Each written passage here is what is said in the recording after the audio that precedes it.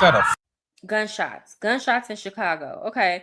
Look, here's the thing. We can talk about white on white crime, but like it's not glorified in white communities to just slide on the ops. What does that mean? It's on site. I'm beefing with you on the internet. So as soon as I see you, I'm shooting up the entire school function or I'm shooting up the entire sports function because I seen my ops, and I don't care if men, women, and children are there. And y'all can talk about like school shooters all day long, but that is a very rare small percentage.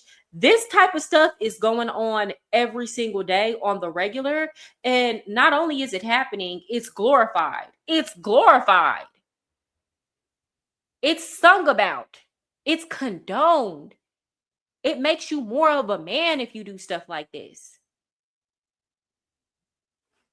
football game. Look how tore up that track is, man. So I just want you guys to look at the condition of that school. It's got a bunch of people in the community there trying to enjoy an event. And like, look at the condition. You know why? Okay, so Jamal is saying, ironically, all the black women I see oppose it, but the black men support it. He's talking about the federalization of DC and perhaps Chicago. This is why. This is why. First of all, these women are raising these boys, a lot of them without a father. So they see their son in these criminals. Let me be very clear on what I'm saying. I'm not saying black men are inherently criminals. What I'm saying is these mothers who coddle their sons and raise their son with absolutely no accountability and let their sons do whatever they want to do, they are a problem, and they are part of the reason why these women and their children cannot walk out safely in their community. And the problem is everybody thinks that their son is different. A woman can have a son who has caught 3 bodies, meaning they've unalived 3 people or 4 or 5 people, and that's her baby. She don't see him as a serial killer. These women favor their sons over their daughters. So when they hear that the police are going to be in the vicinity and they know they are raising a son who likes to walk outside in a ski mask and listen to that type of music and is doing God knows what when he's not at the house, the first thing they think about is, oh, he's going to come get my black son. They don't think about, well, what if my daughter is asleep in the room and these people are having a shootout in the neighborhood and a stray bullet hits my child? They don't think about that. They only care about their sons. The reason why you don't see a lot of black men opposing this is because, first of all, they have to deal with the consequences of this behavior the most, because they're more likely to get unalived by another man who looks like them, who is a menace to society. They're more likely to have a negative interaction that ends with one or both people leaving on a stretcher. I've said this before, I'll say it again. Men know other men. And that's why you have a lot of men who view this as a problem more than they view black women who have, to me, empathy that goes against their best interest and the best interest of their children who are doing right or trying to do right. Guys, if you're just now coming in, please hit the like button.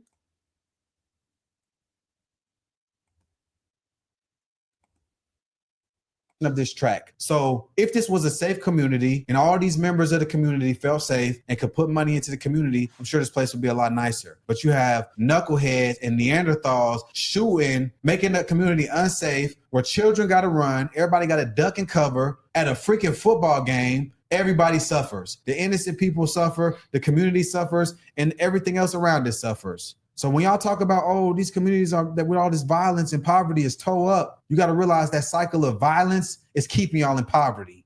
Chicago, and everybody's affected. Chicago. And then here's the crazy thing. People will know this is going on and then think that businesses are supposed to invest into those communities. You couldn't pay me. You couldn't pay me as a business owner who maybe worked my butt off, made some smart investments, and I want to open a restaurant or I want to open some type of business and have employees. You could not pay me to put a business in that area. I would never invest into that area. Why? That's stupid. You're always going to have to worry about crime, looting, somebody getting upset at your employee and then unaliving your employee just because they got upset because they didn't make their food right. But then we blame white people. Oh, white people are taking the investment out of the community. Why should they stay and invest? At the end of the day, all money is green money. If it's profitable to be in a community like this and it's going to benefit a company or a business owner, they would be flocking there in droves. But it comes with more problems than what it's worth. And instead of addressing the issues that are causing people to stay away, that are causing a lack in investment or are causing people who were there to leave and divest, because let's be clear, businesses, even Walmart is leaving out of a lot of these communities and they're like, hell no, y'all steal too much. It's too much crimes in our locations. Let's be clear, they would still be there if people knew how to act. But we want to talk bad about the business owners and say that they need to be self-sacrificing and just stay and put up with the foolishness versus condemn the people in our own community. We want to act like it's not going on because it's a pride and an ego thing. And we have to be we have to constantly pretend that these things aren't going on or they're not happening. These gangs need to be forced to make agreements, and these black celebs need to get back. We need big planning. No, the gangs, they need to do the same thing that they're doing to the gangs, they need to do to the cartels. The same thing they're doing with the cartels, they need to do to the gangs. They don't even need to be in existence, in my opinion, in my humble opinion. They do more harm than good. It has not been beneficial at all for there to be gangs operating in minority communities. It only benefits the gang members and their leaders. And it doesn't even benefit the small footmen, the people at the very bottom of the gang. This is so crazy, bro. So over the weekend, guys, 35 people were shot. 5 people just died in Chicago over the weekend. And people say they don't see they're saying that they don't see the violence that's in Chicago. Look what this guy said on Fox today. I was in Chicago, D.C. earlier this year. I'm in Atlanta right now, and I've not yet stepped in one single pool of blood. So I'm not sure what America and what... Because the chances of that happening are highly unlikely, just in general. That's no matter where you're at. It's more likely, no matter where you are in the world, unless you step into a war zone, you're more likely to never see somebody get unalived in front of you or step into a pool of blood. That is not a good measure of whether or not the crime is out of control in Chicago. This is a ridiculous thing to say, in my opinion. City Luke is referencing, and I'm not sure even when I'm in New York City what he's referencing. Are you kidding? And so with that being said, wait a minute. Okay, so you haven't stepped. Whoa. So you haven't stepped in a pool of blood. Okay, I'll be honest with you. Neither have I, thank God. But a lot of New Yorkers have, and a lot of people in Chicago have. You have seen the crime rates, right? I mean, in Chicago alone. You want to talk about Chicago? 52 people shot this weekend alone. Last weekend, 26. 7 people killed. That's a pool of blood. That's 52 pools of blood. Maybe you didn't step in it, but I tell you, the crime rates and statistics are facts. Why are you saying that you haven't? I also want to say this. So it was okay when the YNs were yelling Chirac.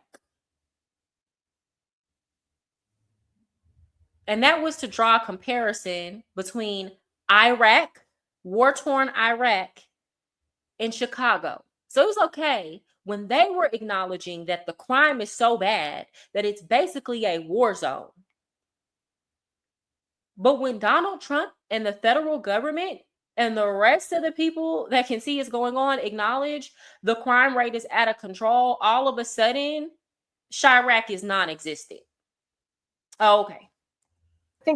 I think that's irresponsible. Wow, it's crazy because I bet out of the 52 of those people that died, majority, if not all, are probably black youth. And we got a black guy on TV denying the crime. Chicago has been the murder capital of the U.S. for 13 years straight. Come on, and you got black people on TV denying crime. What the hell is wrong with y'all? Yeah, so we got liberals outside of Chicago saying Donald Trump does not need to bring the National Guard to Chicago right now. I saw a couple pictures of, this 25-year-old young lady died in Chicago. I see this week. all the time. Even before Donald Trump was bringing national attention to this, I would always see stories of young people getting unalived in Chicago.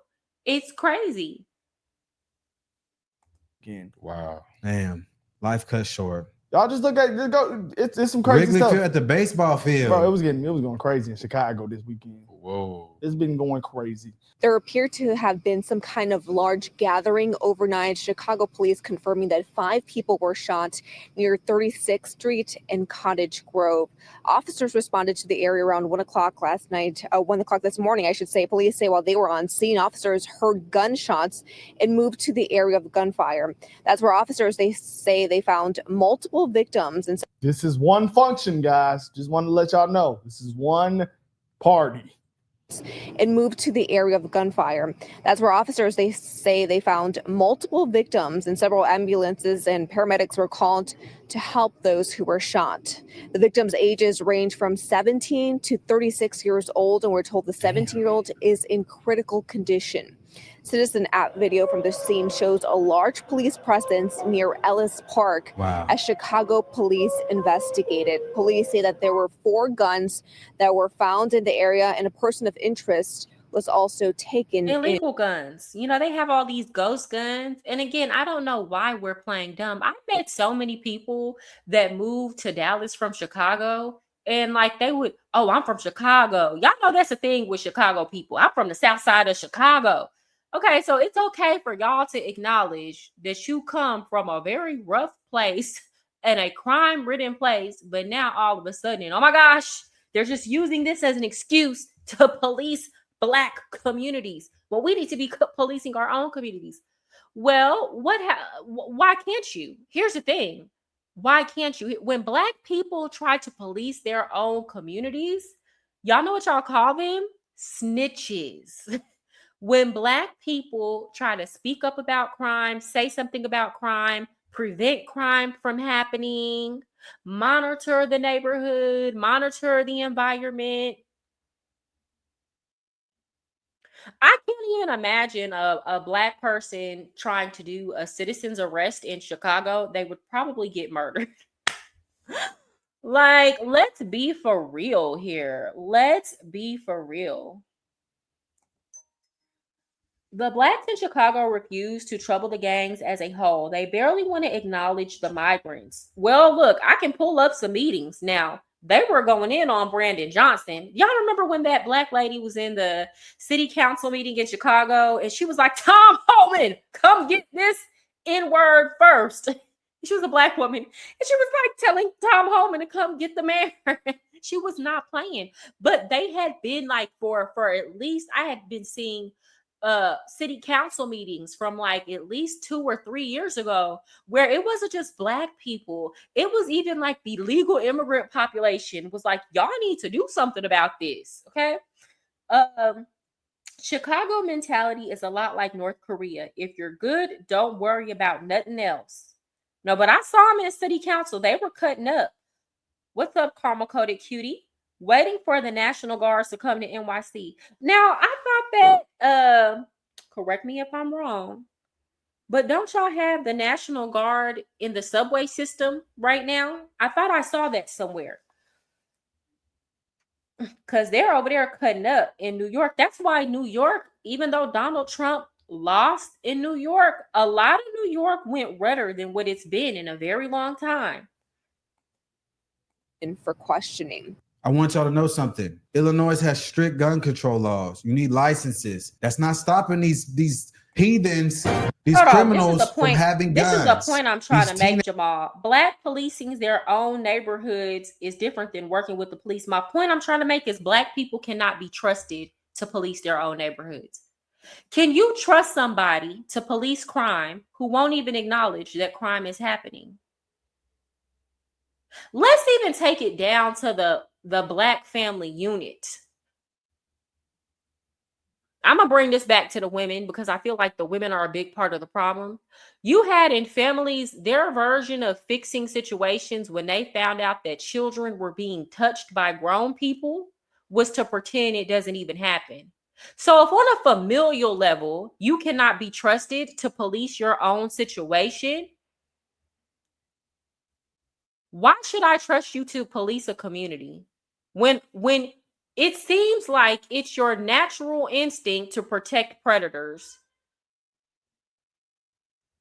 That was a point that I was making when I was saying Black people get talked about and targeted for snitching when they are trying to keep the community safe. We don't have a culture that promotes isolating, targeting, and excommunicating criminality from our culture. We have a culture that glorifies, shields, coddles, and protects criminality. So when you're already operating from that mindset, you absolutely cannot be trusted to police your own community. Because what's going to happen is the criminals are going to run amok. Point blank, period. And everybody who can benefit from that is going to be quiet about it.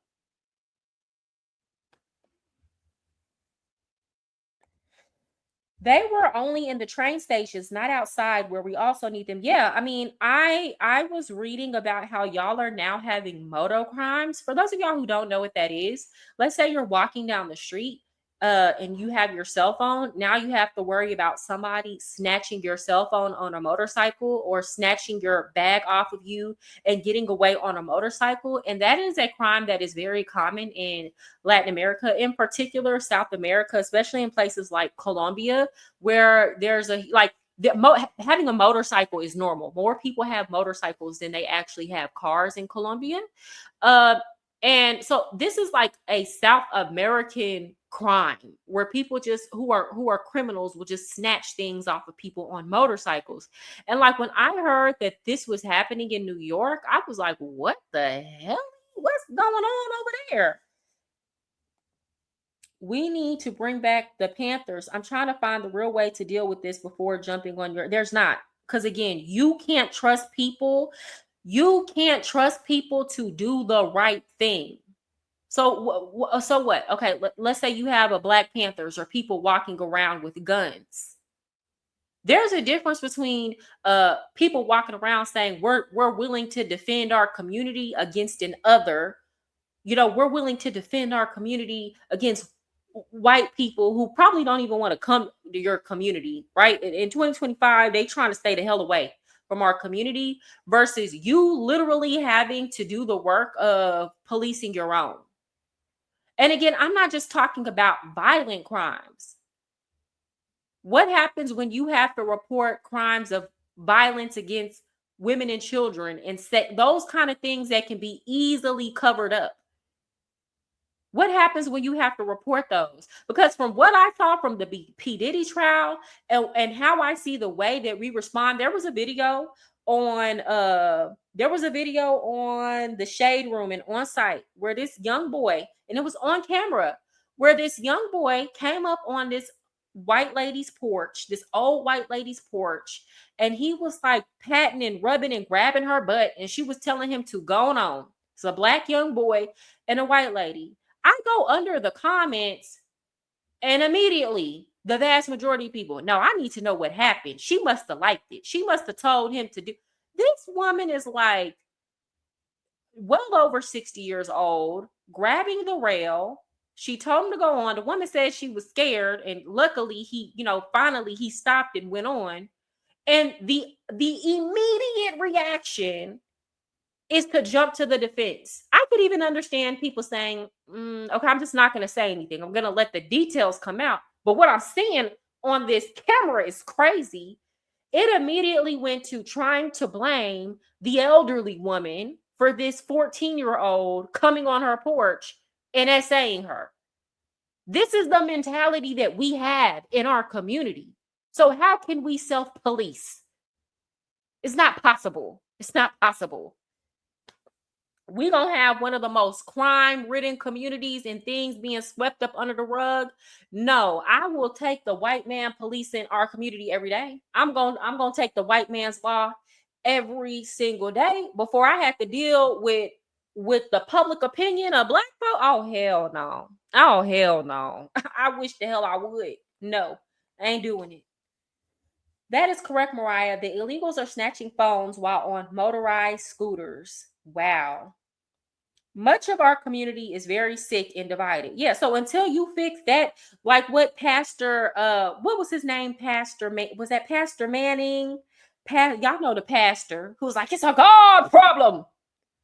You know, that until you fix the minds and the heart of the people, we cannot be, I'm sorry. And it's not all of us. But the problem is the ones of us who have good sense, like the Cartier family, and the ones who try to speak up against the crime and try to do the right things, we're excommunicated and labeled as coons and labeled as self-hating anti-blacks. So it's like, unless you love crime and love protecting those who do crimes, you're not even considered a black person. It's just the fact of the matter. Teenagers are dying, being killed. We have a huge issue in America. Like, did y'all know that it was like 28% of Gen Z Americans were aborted? I want to know how much percent of people have died from violence. You know what's of teenagers? You know what's the main killer for 30 and under? In black people? Yeah, Isn't it? It's murder, isn't it? Yeah. That's crazy. That's our number one Hey, bro, cause of death. People, not just in Chicago. That is crazy. In the hood, period. Say, if you make it to.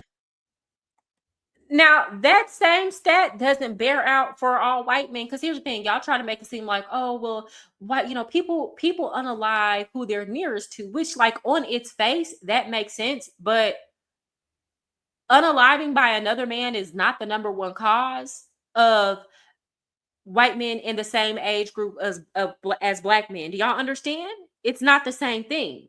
This is not happening at the rates that it's happening in the black community, in other races and groups of people that live around each other. It's just not. The 20, you an OG. That's insane. You know what's crazy? I got a frat brother from Chicago, actually my anchor on my line. He is actually a police officer in Chicago. He is in law enforcement. He is out there trying to stop this. He lives in a black community. I remember when we got to college, he said, where I'm from in Chicago, we don't fraternize with the white people. It's just us. And it's violent. I remember he used to be like, why are you always hanging out with them white people? I said, what you mean? The same as hanging out with you. He said, no, you like them more than us. All right, brother, calm Every down. time. He's from Chicago. That's how they act. So it's like, Racist. Okay, here's the thing. Racism is going to be our downfall. And a lot of black people like to say, we can't be racist because we're black and we don't have any power. I've explained to y'all the difference between discrimination, prejudice, and racism before. I'll do it again. Racism is a deep, visceral hate against another group of people. It is a feeling. It is a sentiment. Prejudice, you could be prejudiced and not necessarily dislike another group of people. You might just have a misconception about them that's not rooted in hate or anger. A lot of us have misconceptions about people or misconceptions because we don't have all the information. That doesn't necessarily mean that you hate another group of people.